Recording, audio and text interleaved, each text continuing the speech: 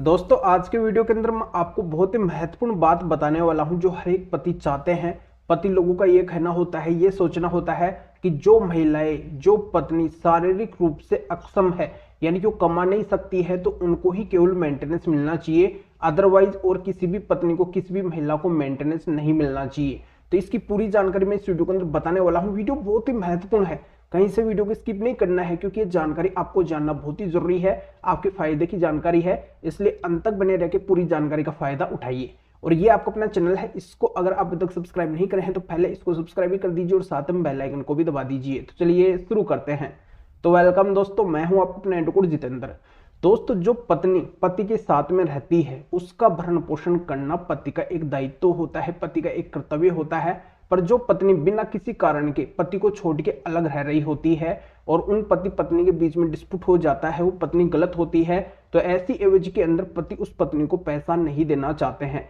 पति का ये सोचना होता है, पति का ये कहना होता है कि ये पत्नी गलत है तो फिर मैं इसको पैसा क्यों दूं, इसको एक भी पैसा, एक भी रुपया मेरे से नहीं मिलना चाहिए। तो यहाँ पे पति लोगों की तरफ से बार बार ऐसे सवाल आते रहते हैं। विशेषकर संजय कुमार जी का ये बार बार कमेंट हर एक वीडियो के अंदर मेरे पास में आता रहता है। इनका ये कहना होता है कि सर 125 सीआरपीसी को पूरी तरह से खत्म कर देना चाहिए और शारीरिक रूप से अक्षम जो महिलाएं हैं उनको ही केवल मेंटेनेंस मिलना चाहिए विदेशों की तरह। तो यहाँ पे मैं क्लियर कर देता हूं कि अभी आपको पता है 1 जुलाई सन 2024 से 125 सीआरपीसी पूरी तरह से खत्म हो रहा है, पर इसकी जगह आ रहा है BNSS 144, यानी कि इसके तहत अब मेंटेनेंस की प्रक्रिया चलेगी। पर यहाँ पे आपको एक बहुत बड़ा फायदा मिलने वाला है। आपको पता है कि अब नया प्रोसीजर चलेगा तो उसके तहत कानूनी दृष्टि से है जो भी डिसीजन आएंगे, यानी कि हवाबाई कोई भी डिसीजन नहीं आएंगे, न्याय के आधार पे डिसीजन आएंगे, तो आपको यहाँ पे ये बेनिफिट मिलेगा, ये बहुत ही बड़ा फायदा मिलेगा। आपको क्या करना है कि जब आपकी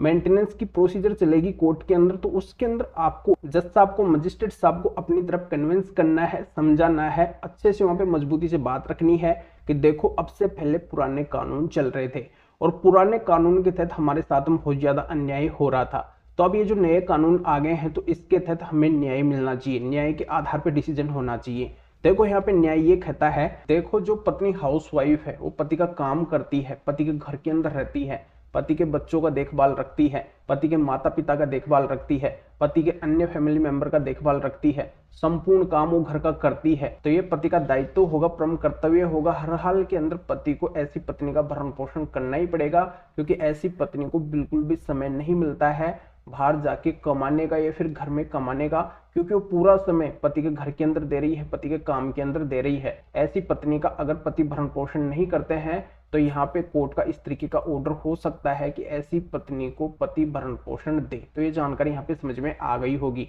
अब दूसरा बड़ा सवाल ये आता है कि जो पत्नी बिना किसी कारण के पति को छोड़ के अलग रह रही है, वो पति का कोई भी काम नहीं कर रही है और वो बिल्कुल फ्री है और वो शारीरिक रूप से पूरी तरह से फिट, वो कमा के खा सकती है, पर अभी जानबूझ के वो कमा के नहीं खा रही है, वो कमा नहीं रही है, तो ऐसी पत्नी को कमा के खाना चाहिए। अगर वो शारीरिक रूप से अक्षम है यानी कि वो कमा नहीं सकती है, वो विकलांग है, उसका कोई शरीर का अंग काम नहीं करता है, वो कमा नहीं सकती है, तो ऐसी एवज के अंदर ऐसी पत्नी को मेंटेनेंस मिलना चाहिए, ऐसी पत्नी को भरण पोषण मिलना चाहिए। अन्यथा जो पत्नी बिना बात के ही मेंटेनेंस लेना चाहती है और वो हाउसवाइफ भी नहीं है तो ऐसी पत्नी को कोई भी मेंटेनेंस नहीं मिलना चाहिए। तो यहाँ पे आपको क्या करना है कि जब 1 जुलाई सन 2024 से नए कानून आए, कोर्ट के अंदर प्रोसीजर चले, तो वहां पे इस तरीके से आपको मजिस्ट्रेट साहब को कन्विंस करना है, समझाना है, तो डेफिनेटली ये रिजल्ट आपके पक्ष के अंदर आने की पूरी पॉसिबिलिटी है। तो इस तरीके से आपको कोर्ट के अंदर ही बात रखनी है। इस मैटर में अगर आपको कोई भी कानूनी सहायता चाहिए, किसी भी तरीके की आपकी कोई भी कानूनी समस्या है, तो स्क्रीन के ऊपर मेरे व्हाट्सएप नंबर शो हो रहे हैं,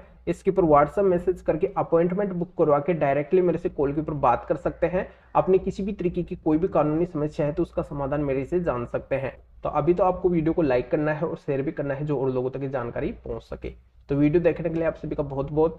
धन्यवाद।